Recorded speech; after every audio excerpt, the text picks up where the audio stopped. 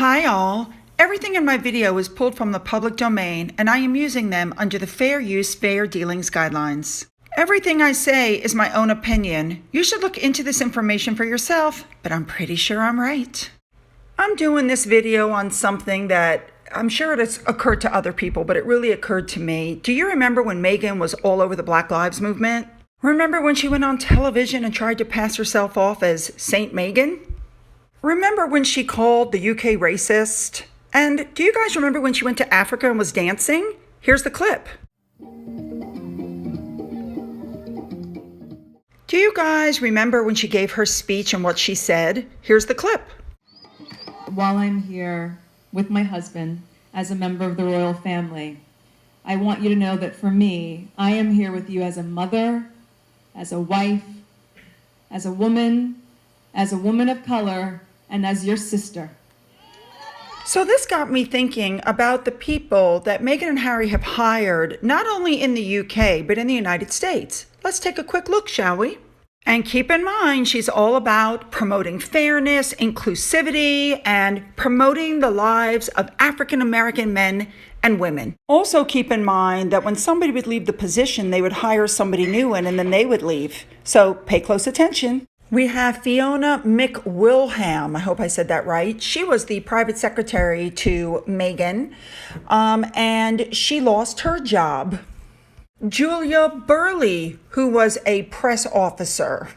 She had previously worked with William, Harry, and Kate on their mental health campaign Heads Together, which was very successful. Next up is Marnie Gaffney from London, who is a member of the Royal Victorian Order by Queen Elizabeth, and she was the communications secretary. Next on our list is David Watkins, who was a social media advisor to Harry and Meghan. Next up is Clara Loren, I hope I said that right, who also was terminated. And interestingly, as of January of this year, she was rehired on a freelance basis to work on charity projects in the UK. Beth Hurley, who lost her job in March when Harry and Meghan quit royal duties last year, has also been rehired. Melissa Tobati was Meghan's personal assistant for 6 months, and she'd had enough and quit. Next up is long-standing courtier Samantha the Panther Cohen, who was with the royal family for 17 years, and she'd had enough and she left. There's Katrina McKeever, who was a senior communications secretary, who was a point of liaison for Meghan's family, and she left very quickly as well. Amy Pickerel, who also was Meghan's aide right after Archie was born, and she gave notice and ran. Next up, you have Catherine St. Laurent, who used to work for Melinda Gates. Next up, you have Christine Schrimmer, who is the ex-former Pinterest communications head, who was recently hired to help with their PR. You have Edward Lane Fox, who was Prince Harry's private secretary, who quit. You have Jason Knopf, who was the senior communications secretary, who quickly jumped and went to work for William and Kate. Next up, you have Samantha Cohen, who quit her long-term role with the Royals after working with Harry and Meghan. So if you're following me, Meghan and Harry have hired, fired, and rehired all Caucasian employees in the UK as well as the United States. Since their engagement in 2017, and this is 2021, I've only managed to find 3 African American employees. Here they are. Sarah Latham was hired by Harry and Meghan as their head of communications, but after just a few weeks, she'd had enough. Tanya Holness was recently hired along with Catherine Schrimmer as part of their new PR team. And finally, to round out their employees, they hired an African American nanny.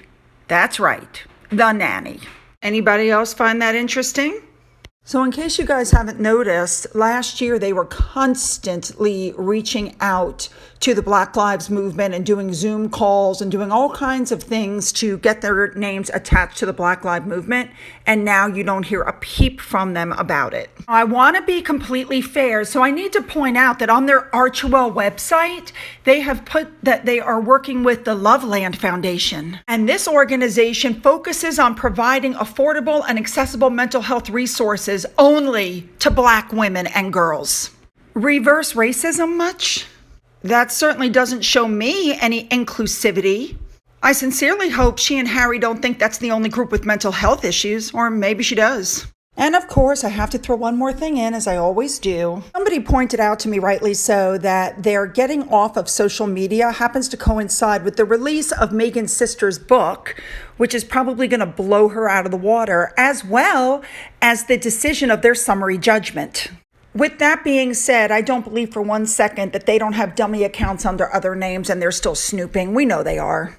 Also, the rumors are out that since they're off social media and because of what's going on with the book being released, that Megan wants to try to fix things with her dad. That really gives me mixed feelings because they're saying that Samantha's book is just packed with angry sentiments and it's going to create a lot more controversy for Megan. And so it's in their best interest to make peace with the father to help stem the bad press.